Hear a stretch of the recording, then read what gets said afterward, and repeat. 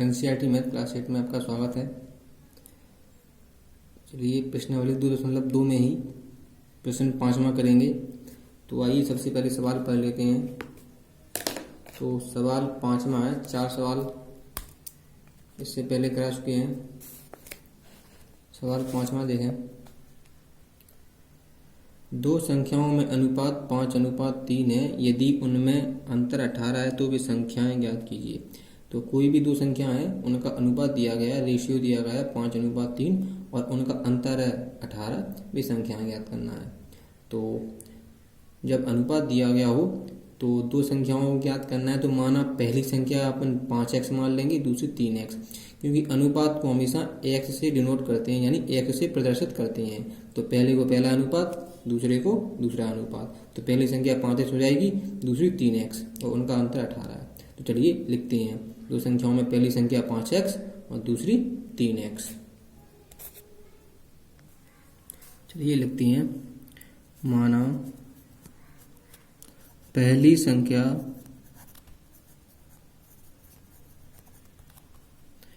5x है, दूसरी संख्या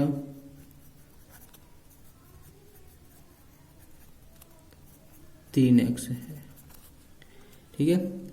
इसके बाद प्रश्नानुसार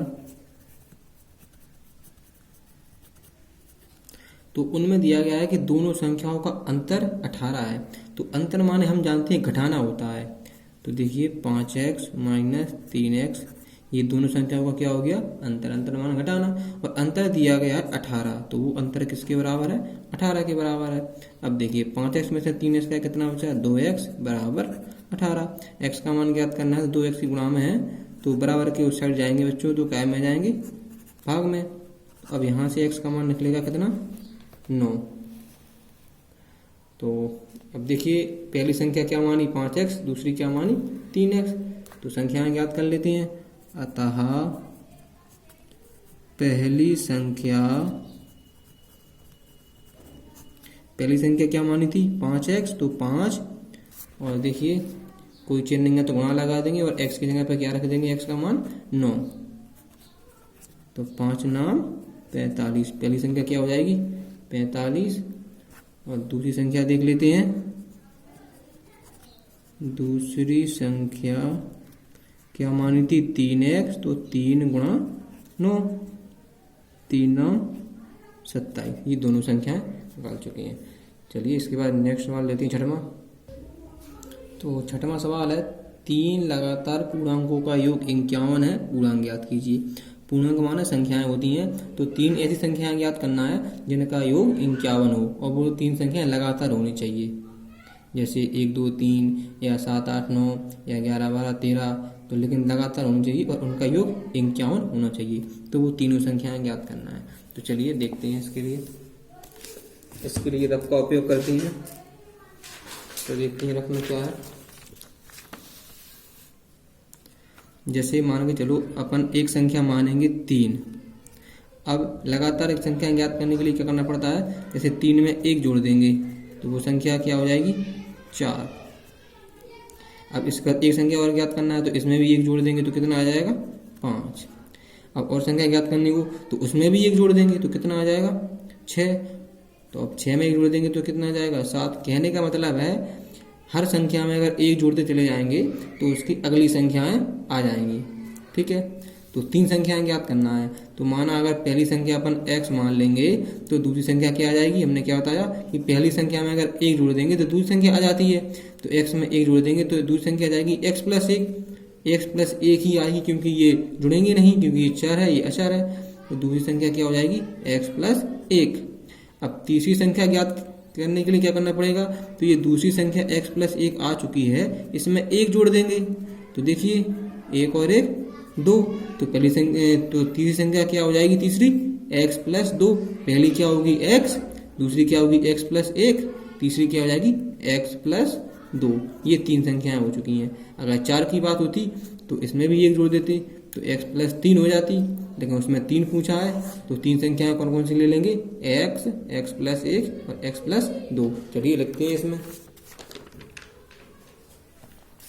सवाल 6वां देखेंगे अब। तो उसके लिए लिखेंगे छठवां हल। तो पहला पूर्णांक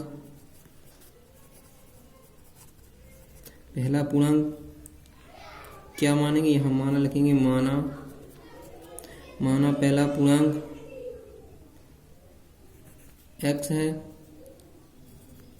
तो दूसरा पूर्णांक क्या होगा बच्चों, x प्लस 1, और तीसरा पूर्णांक क्या हो जाएगा, x प्लस 2। ये 3 पूर्णांक मान लिए हैं और तीनों का योग कितना दिया गया है किताब में, 51। तो देखिए प्रश्नानुसार लिखेंगे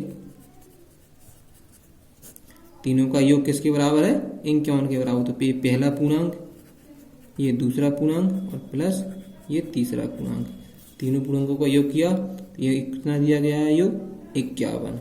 अब देखिए तो इसमें क्या करेंगे, अब x तो कितने x हो जाएंगे, 3x प्लस 2 और 1 3, संख्याओं का जोड़ लिया, चर राशि में चर राशि जोड़ लिए। अब देखिए अब 3 को उस साइड भेज देंगे, तो 3 प्लस किए तो काय के हो जाएंगे, माइनस के। अब इन्हें घटाए तो कितना बचा, 48। अब 3 गुणा में है, उस साइड जाएंगे तो काय में जाएंगे, 3 भाग में, और भाग देंगे तो कितना आएगा, भागफल 16। 3 का भाग देंगे 48 में तो कितना आएगा, 16। अब देखिए तीनों संख्याएं ज्ञात करना है। तो पहला पूर्णांक क्या माना था, तो यहां लिखेंगे पहला पूर्णांक क्या माना था, x। तो x का मान कितना आया, 16। तो पहला पूर्णांक तो 16 हो गया। इसके बाद दूसरा पूर्णांक क्या माना था, x प्लस 1। तो x का मान कितना है, 16। तो 16 प्लस 1 बराबर कितना आ जाएगा, 17। तीसरा पूर्णांक देखते हैं, तीसरा पूर्णांक क्या माना था, x प्लस 2। तो x की जगह क्या लिखना है, x का मान 16 आया था, तो 16 प्लस 2 कितना आ जाएगा, 18। तो देखिए ये 3 पूर्णांक आ चुके हैं, 16, 17, 18। अगर इनका योग करेंगे तो 51 ही आएगा। ठीक है। इसके बाद 7वां क्वेश्चन लेते हैं। इसके बाद 7वां क्वेश्चन है, 8 के 3 लगातार गुणजों का योग 888 है, गुणजों के ज्ञात कीजिए। तो इसमें गुणज ज्ञात करना है 8 के 3 लगातार, और जिनका योग कितना है, 888। तो आइए समझते हैं गुणज क्या होते हैं। तो इसके लिए रफ का उपयोग करते हैं। तो देखिए गुणज क्या होती हैं। गुणज को पहाड़े ही बोलते हैं। अगर 8 के गुणजों की बात की जाए तो 8, 8 दूनी 16, 8 या 24, ये 8 के 3 लगातार गुणज हो जाएंगे। तो ऐसे 3 गुणज देखना है जिनका योग 888 हो। तो मान लेंगे अपन, जैसे और सब में मान लेंगे पहला गुणज x प्लस 8 है, और दूसरा x प्लस 16 मान लेंगे, और तीसरा x प्लस 24 मान लेंगे। सब में x जोड़ देंगे तो ये माने हुए, यानी इन्हें मान लिए ये 8 के 3 लगातार गुणज हैं और इनका योग 888 है। x की वैल्यू हो जाएगी, x का मान इनमें रख देंगे तो ये 3 गुणज आ जाएंगे। तो पहला गुणज क्या हो जाएगा, x प्लस 8। तो देखिए हल, माना पहला गुणज कितना मान लेंगे, x प्लस 8, और दूसरा गुणज क्या मान लेंगे, x प्लस 16। ठीक है। और तीसरा गुणज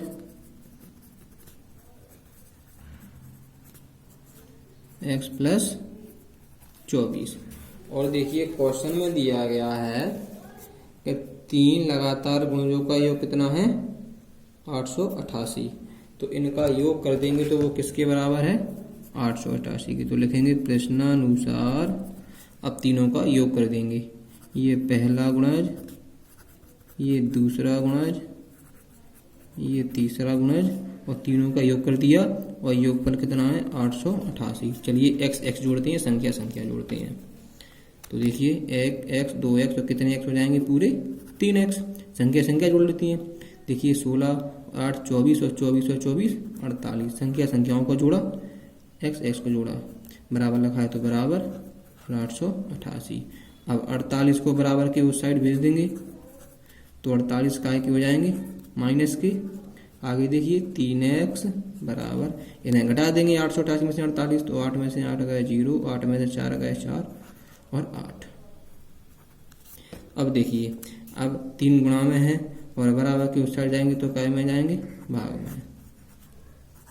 अब देखिए 3 का भाग देंगे अपन 840 में, तो क्या आता है भागफल, 3 दूनी 6, 2 बचे तो ये 24 हो गए, 3 8 24 और 0 का 0। कहने का मतलब है 3 का भाग दिए 840 में, तो भागफल क्या आएगा, 280।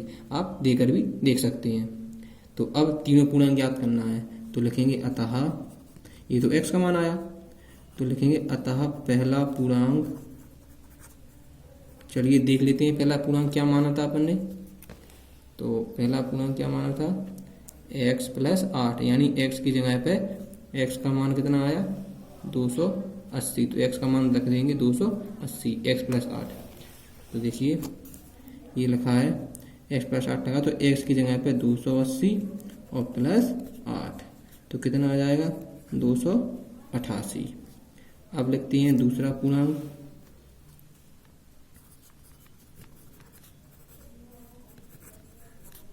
तो दूसरा पूर्णांक क्या माना था, x + 16, तो x की जगह क्या लगा देंगे, 280 x का मान। तो 280, तो x का मान x + 16। तो देखिए 280 में 16 जोड़ेंगे तो कितना आएंगे, 296। अब देखते हैं तीसरा पूर्णांक। तो तीसरा पूर्णांक देखते हैं क्या माना था, x + 24, तो x की जगह पे क्या रख देंगे, x का मान 280। तो x का मान 280 और x + 24, ये 24 है। अब इन दोनों को ऐड कर लेंगे, तो 4 8 और 2 10, 2 और 1 3, इन्हें जोड़ा तो कितना आया, 304। तो देखिए ये पहला पूर्णांक, ये दूसरा पूर्णांक है, ये तीसरा पूर्णांक, और तीनों को ऐड करेंगे 888 ही आएगा। ठीक है, तो इसमें 3 सवाल हो चुके हैं, 5वां 6वां 7वां। नेक्स्ट सवाल नेक्स्ट वीडियो में। Thank you.